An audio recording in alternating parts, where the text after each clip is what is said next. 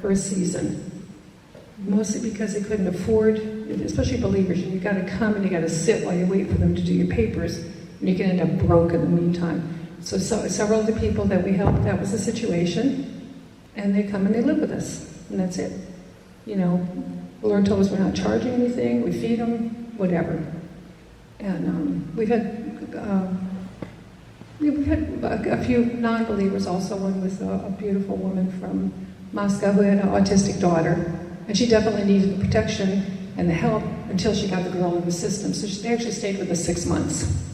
And then it was time to move on. And we just, like a week after the war started, a Russian young man came to live with us.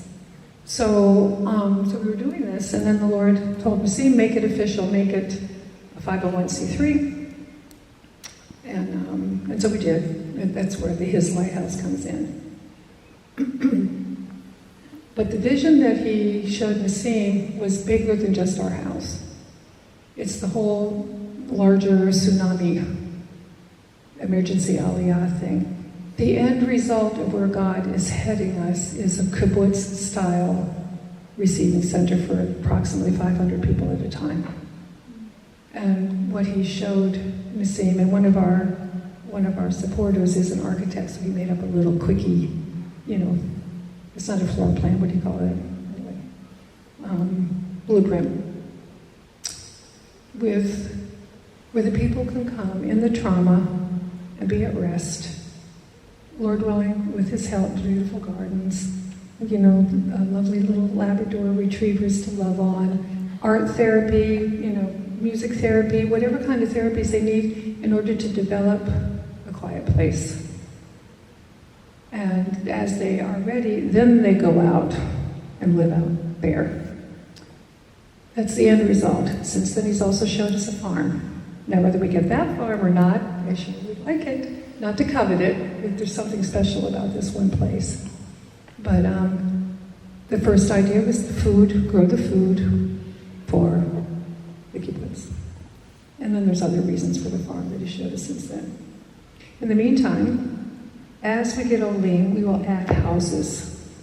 You know, the kibbutz is the end result, and as He told us, you don't need it yet. When you need it, it will manifest. In the meantime, as we get more people, we add houses. Well, during COVID, we couldn't help anybody because they all had to go into quarantine. And the Lord showed my husband rent the small apartment across the street.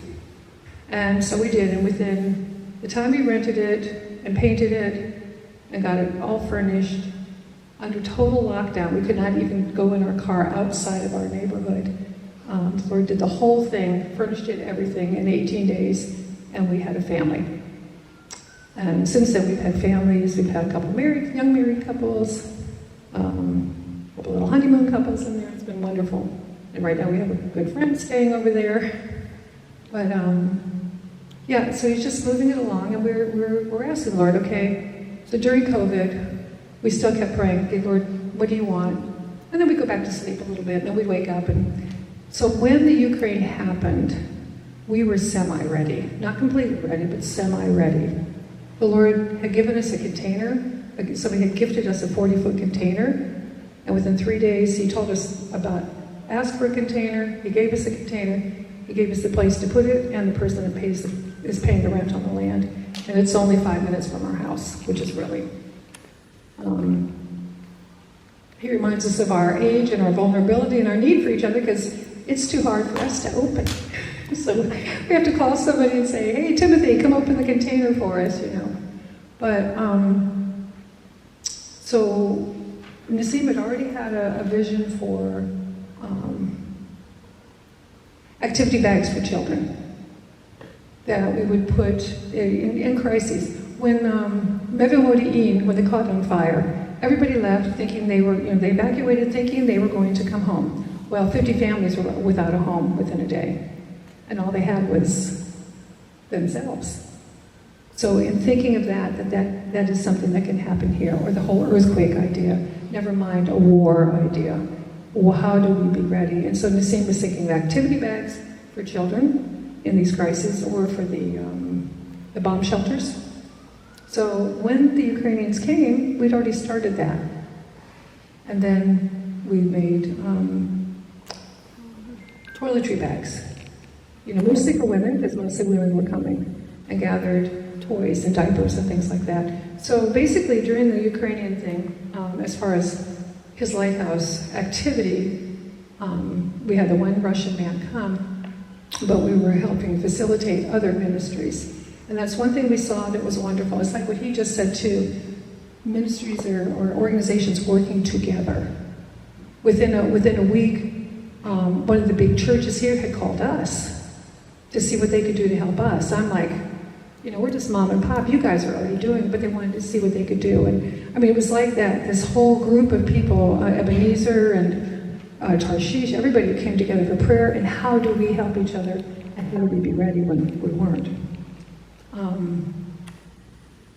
That I think was one of the best things that we saw happen, was the ones who wanted to work together. There were ministries, like you were saying, they had it, and that's fine. They know we got it, But to see the unity and to acknowledge in each other what their ministry is and what their gift is.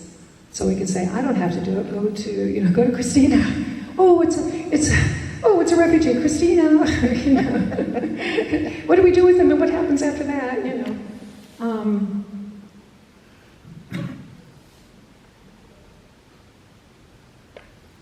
So I think the things that, just briefly from our whole 30-year Aliyah, and then now with the refugees, just the way God has worked. I think one thing we know, he tells us his plans. He already told us, he tells us his plans, individually and corporately. And as needed, he'll repeat it. If we start losing it or it kind of dribbles out, he'll repeat what his plan is individually and corporately. And encourage us. And he'll send other people to encourage us and to cheer us on. It's like, yeah, you can do it. No, don't flag, don't doubt. But the enemy will bring the doubt. He'll undermine our confidence. He'll send discouragers, sometimes from our family, from the body. People may not even know they're being discouragers, but they're doubting, and it leaves itself on you. It can leave itself on you. The enemy, and this is what we found, and everybody here already knows it, and we've all gone through it even this week, the enemy will attack your health, he'll attack your family, he'll attack your marriage, he'll attack body life, and just to be aware that it's not just a normal attack, I believe it's increased. Visions take time.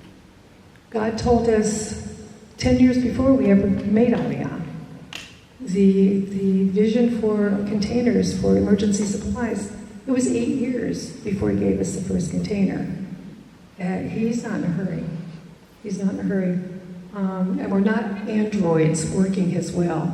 He doesn't wind us up and set us off. That's not what he's after. His plan is relationship and his glory, and we're his children, and he's interested in the relationship, not the work.